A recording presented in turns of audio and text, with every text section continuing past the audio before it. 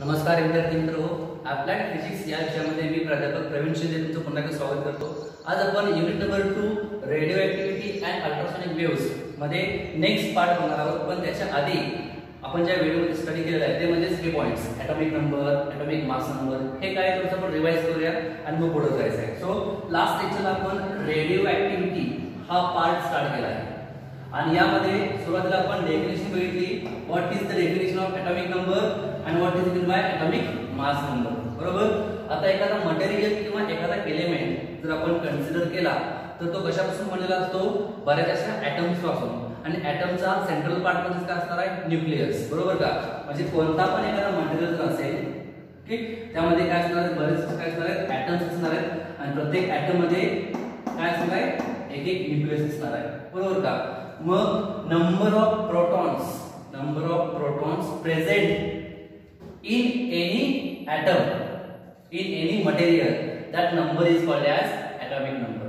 समजते? एका एलिमेंट मध्ये एकूण किती प्रोटॉन्स आहेत तो जो नंबर आहे त्या नंबर म्हणजे काय असणार आहे, atomic number of that element. Okay, हा एक एलिमेंट ज्यामध्ये बरेच ॲटम्स आहेत आणि ॲटमच्या आतमध्ये काय न्यूक्लियस आहे आणि न्यूक्लियस मध्ये काय असतं, प्रोटॉन अँड न्यूट्रॉन। न्यूक्लियसच्या आतमध्ये काय असणार आहे, प्रोटॉन्स अँड न्यूट्रॉन्स। बरोबर का? Number of protons present in the nucleus is called as atomic number. समजतंय? Number of protons present in the nucleus is called as atomic number.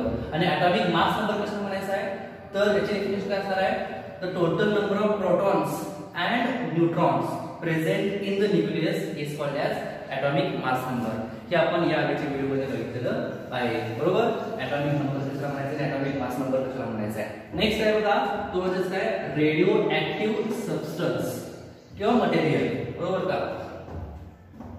हा एक मटेरियल आहे, याला आपण रेडिओ ऍक्टिव्ह मटेरियल कधी म्हणायचं, रेडिओ ऍक्टिव्ह सबस्टन्स कशाला म्हणायचं, रेडिओ ऍक्टिव्ह सबस्टन्स कशाला म्हणतो।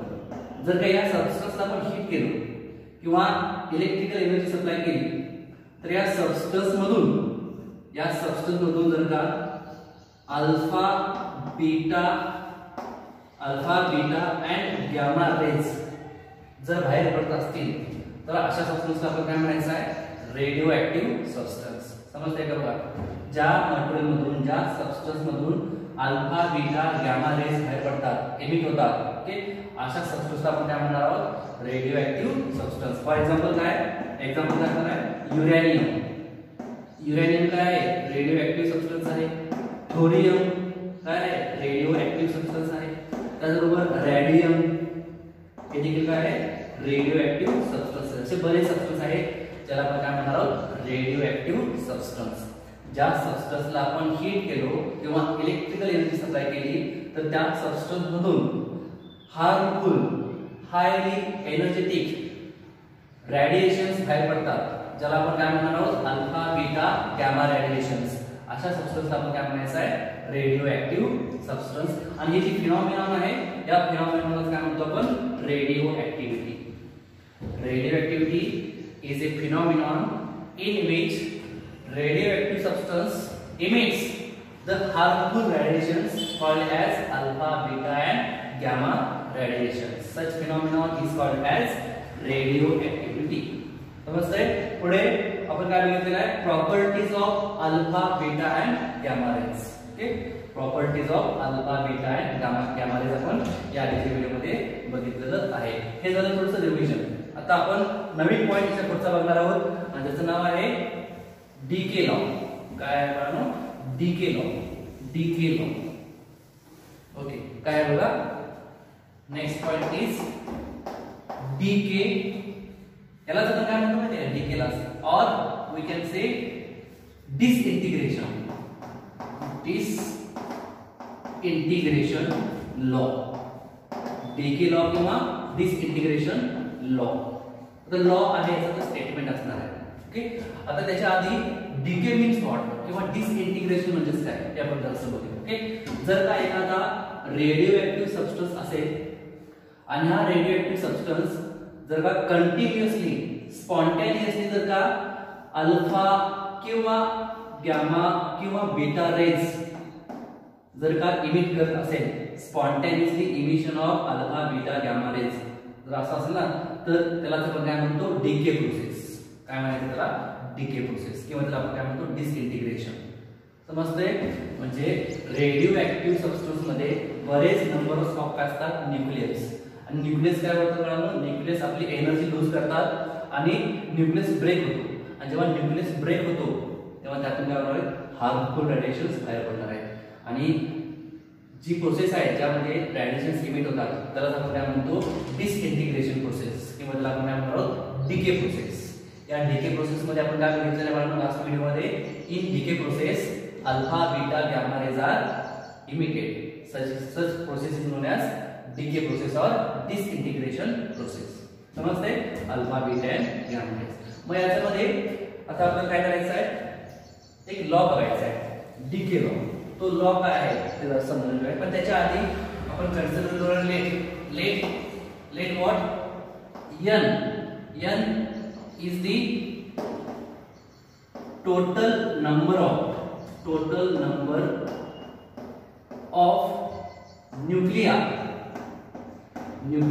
न्यूक्लियस म्हणजे सिंगल म्हणजे एकच म्हणायचं आपण त्याला, आणि बरेच न्यूक्लियस असतील तर त्याला आपण काय म्हणतो, Nucleya. n is the total number of nuclei present at time t, at any time t ला त्या सबस्टन्स मध्ये जितके नंबर ऑफ न्यूक्लियस प्रेझेंट आहे तो नंबर म्हणजे काय असणार आहे, कॅपिटल एन. बरोबर. आणि काय करूया, कन्सिडर आपण dn. dn म्हणजे the small number, dn is what, dn is the number of nuclei present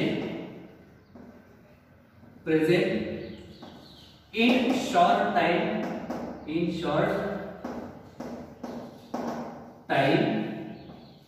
dt. Small time आपण dt is a very small time. Small time मध्ये small number of nuclei present, in time t मध्ये n number of nucleus are present. बरोबर का. Radioactive substance ला heat किंवा electric field द्यायच्या आधी यामध्ये काय असणार आहे, n नंबर ऑफ न्यूक्लियस. बरोबर का. हीट सप्लाय केला तर काय होईल, यामध्ये नंबर ऑफ न्यूक्लियस काय होतील, ब्रेक होतील, आणि त्याचं काय होणार आहे, डिसइंटिग्रेशन. म्हणजे इथे नंबर ऑफ न्यूक्लियस काय होणार आहेत, कमी होत जाणार आहे. एक न्यूक्लियस ब्रेक झाला, दुसरा न्यूक्लियस ब्रेक होईल, तिसरा न्यूक्लियस ब्रेक होईल, असं न्यूक्लियसची संख्या काय होणार आहे, कमी होणार आहे. In short time dt number of nuclei is dn, in time t number of nuclei is n. Okay.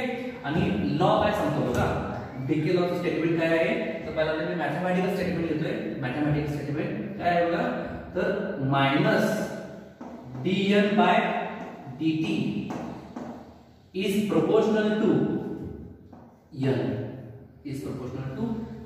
this is the mathematical statement of decay law. काय बघा कळते का, minus dn by dt proportional to n. इथे negative sign का आलेला आहे, कारण इथे काय होतं, हा सबस्टन्स कंटिन्युअसली काय होतोय, डिसइंटिग्रेट होतोय. म्हणजे या सबस्टन्स मधले काय होतं बाळगून, न्यूक्लियस कंटिन्युअसली काय होते, ब्रेक होत आहे. Nucleus loses its energy and breaks, आणि त्यामुळे काय होतं, त्या न्यूक्लियस मधून हार्मफुल रेडिएशन बाहेर पडतात. Alpha beta rays are emitted from this substance. त्यामुळे इथे काय होतं, नंबर ऑफ न्यूक्लिया ब्रेक होतात, त्यामुळे नंबर ऑफ न्यूक्लिया कमी होणार आहे. बरोबर का. म्हणजे टोटल नंबर ऑफ न्यूक्लिया इथे असणार आहे n, आणि इकडे काय असणार आहे, त्याचं न्यूक्लियस नंबर काय होणार आहे, कमी होणार आहे. म्हणजे हे वाढणार, हे कमी, म्हणजे negative sign. Okay. Negative sign disintegration होतं ना, डिसइंटिग्रेशन म्हणजे काय, कमी आपण निगेटिव्ह साइन म्हणतो. आणि हे जे मॅथमॅटिकल स्टेटमेंट आहे, हे मॅथमॅटिक्स स्टेटमेंटच मला इन सेंटेन्स लिहितो बघा. स्टेटमेंट ऑफ डीके लॉ, काय आहे कारण हे बघूया. ओके. काय बघा, डीएन ला काय म्हणायचं आपण, number of nuclei present in short time dt. बरोबर का. लिहा काय बघा, statement is the number of nuclei breaks per unit time, number of nuclei breaks per unit time is directly proportional to is directly proportional to total number of nuclei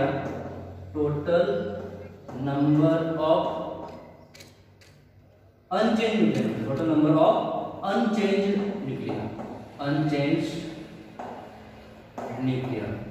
okay, जे electric field supply करायच्या आधी या substance मध्ये जे काही nucleus आहे तो number मध्ये असणार आहे कॅपिटल एन, अनचेंज. आणि ही सप्लाय केला किंवा इलेक्ट्रिक एनर्जी दिला, नंबर ऑफ न्यूक्लियस काय म्हणतात ब्रेक होणार आहे म्हणजे चेंज होणार. तो चेंज म्हणजे काय हा. Okay, this is the statement of decay law in sentence, in statement, mathematical statement. Okay, minus df by dt proportional to n. This is the statement of decay law. आता आपण याच्या पुढे हाच डीके लॉ आपल्याला काय करायचं, पुढे extend करायचं थोडंसं मॅथमॅटिक.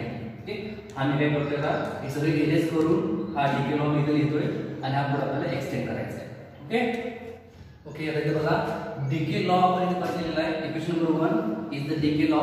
काय बघितलं आपण डीके लॉ करायला minus dn by dt is proportional to n. Okay, आता हाच डीके लॉ आपण पुढे काय करायचं, एक्सटेंड करायचा आहे. थोडंसं मॅथमॅटिकल पार्ट आहे बघा जरासं.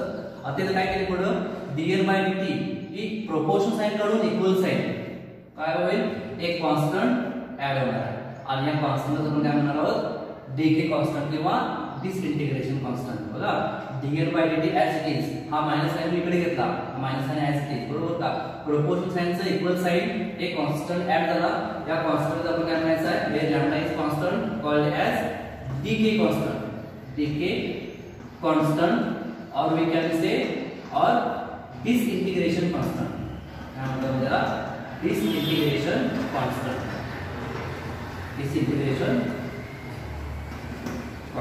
ओके, लाइक इक्वेशन नंबर 2 मध्ये. नाउ आता हे इक्वेशन 2 काय करतो आपण, रिअरेंज करतो. रिअरेंजिंग इक्वेशन 2 वी गेट म्हणजे हा n जो आहे हा n लेफ्ट साइडला घ्या, इथे येईल डिनॉमिनेटरला आणि हा dt पलीकडचा आहे, बरोबर का. म्हणजे काय येणार बघा, dn upon n is equal to as it is minus as it is lambda as it is. हा dt काय होईल, इकडे येईल dt. ओके, हे रिअरेंज केलं आपण. आता या इक्वेशनला आपण काय करायचं, इंटिग्रेट करायचं, इंटिग्रेटिंग बोथ साइड्स.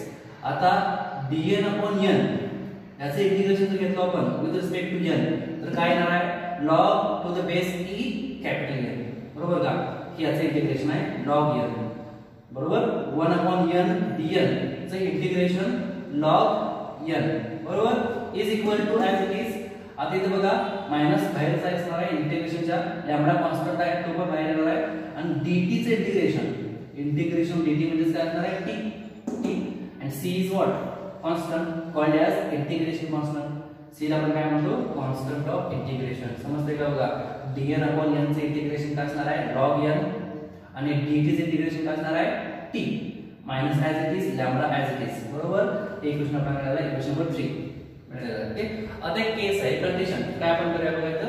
आता इक्वेशन 3 मध्ये आपण काय कन्सिडर करायचं आहे, ऍट t0 जेव्हा इथे t काय असणार आहे 0 असेल, at t0 n is equal to काय असणार आहे n0, बरोबर का. ऍट t0 बघा t काय आहे, टाइम आहे. In time t number of nucleus means what, capital n. In time dt number of nucleus means dn आणि ओरिजिनल नंबर ऑफ न्यूक्लिया म्हणजे काय असणार आहे n0, बरोबर का. म्हणजे ओरिजिनल नंबर ऑफ न्यूक्लिया म्हणजे काय असणार आहे n0. मग at time t is equal to 0 n is equal to what, n0. मग या व्हॅल्यू पुट करा इथं. At time t is equal to what 0 म्हणजे काय झालं 0 झालं पूर्णपणे. आणि n च्या ठिकाणी काय पुट करायचं, n च्या ठिकाणी काय पुट करणार आपण n0 पुट करा. मग आपल्याला काय मिळेल, log to the base e n0 is equal to 0 plus c as it is. हेच इक्वेशन मी परत लिहिलेलं आहे बघा. फक्त t0 पुट केला ते 0 झालं, n च्या ठिकाणी काय पुट केलेला, n च्या ठिकाणी n0 पुट केलेला आहे, बरोबर का. मग यावरून आपल्याला c ची व्हॅल्यू मिळाली, कॉन्स्टंट ऑफ इंटिग्रेशन c ची व्हॅल्यू काय असणार आहे, log to the base e n0. Okay, he c ची व्हॅल्यू. आता ही c ची व्हॅल्यू जी आहे ही पुट करा बरं कुठे, इक्वेशन 3 मध्ये. इथं c ची व्हॅल्यू पुट करायचं आहे. c ची व्हॅल्यू काय पुट करणार आहे, log to the base e n0 put करा. ओके, केलं बघा आपण इथं log to the base e n as it is equal to minus lambda t as it is plus इथं c होतं, c च्या ठिकाणी काय पुट केलेलं आहे log to the base E n0 बरोबर. मग हे लॉग n0 इकडे घ्या, काय होईल पॉझिटिव्ह इकडे आलं तर काय होईल निगेटिव्ह होईल, हे मायनस झालं. ओके. आता log a minus log b म्हणजे काय असणार आहे log of a upon b. तसं इथं पण रूल वापरायचा आहे. Log n minus log n0 म्हणजे काय असणार आहे log of n upon n0 is equal to minus lambda t as it is. Okay. परत आता मला हे लॉग नको आहे, लॉग टू द बेस ही काढून टाकायचं आहे. मग जर तुम्हाला हे काढून टाकायचं असेल तर राईट साइडला राहणार आहे एक एक्सपोनेन्शियल टर्म येणार. कळते का बघा. म्हणजे लॉग फंक्शन जर तुम्हाला इग्नोर करायचं असेल, काढून टाकायचं असेल तर इथं काय येणार आहे एक एक्सपोनेन्शियल टर्म. मग बघा मी हे काढून टाकलं, फक्त काय लिहिलं n अपॉन n0 लिहिलेलं आहे. इथं काय झालं एक एक्सपोनेन्शियल टर्म झालं e raise to minus lambda t. मग ही पूर्ण राईट साइड जी आहे ना ही काय झालेली एक्सपोनेन्शियलला शिफ्ट झालेली आहे e raise to minus lambda t. कळते. लॉग काढून टाकल्यामुळे एक्सपोनेन्शियल टर्म आलेले आहे. ओके. आणि मग यावरूनच n0 इकडे घेतला मी n is equal to n0 e raise to minus lambda t. हा final formula using decay law. या डीके लॉ वरून हा formula where capital N is the total number of nuclei present at given time t. n0 का असणार आहे original number of nuclei present in the substance. Lambda काय आहे is the disintegration constant and t is the time. t is the time. आणि exponential term म्हणजे काय सांगतो बाळांनो एक्सपोनेन्शियल टर्म म्हणजे काय हे जे टोटल नंबर ऑफ न्यूक्लियस आहे ते ब्रेक होत आहे.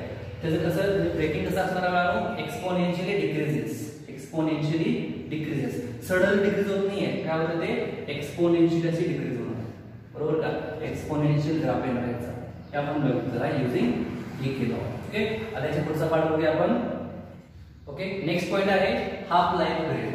Half life period. पिरियड म्हणजे काय पिरियडिक टाइम ना. पिरियड म्हणजे काय टाइम आहे. आता हाफ लाईफ पिरियड आपण सिंबल करायचं capital T. Okay. Capital T symbol stands for half life period. बरोबर का. एखादा रेडिओ ऍक्टिव्ह सबस्टन्स असेल यामध्ये काय असणार नंबर ऑफ न्यूक्लिया असणार आहे प्रेझेंट. नंबर ऑफ न्यूक्लिया आणि काय होतं प्रत्येक न्यूक्लिया वन बाय वन काय होतं एक्सपोनेन्शियली काय होतं डिसइंटिग्रेट होतं. म्हणजे न्यूक्लियसचं काय होतं ब्रेक होते. Breaking of nuclei. ओके. आणि याच्यातून काय होतं हार्मफुल रेडिएशन बाहेर पडणार आहे. बरोबर का. मग या सबस्टन्स मध्ये जेवढे नंबर ऑफ न्यूक्लियस आहेत ते सगळे न्यूक्लियस काय झालं डिसइंटिग्रेशन झालं. तर सगळ्या न्यूक्लियसचं डिसइंटिग्रेशन होण्यासाठी जो टाइम लागणार आहे त्या टाइमला आपण काय म्हणणार आहोत पिरियड. बरोबर का.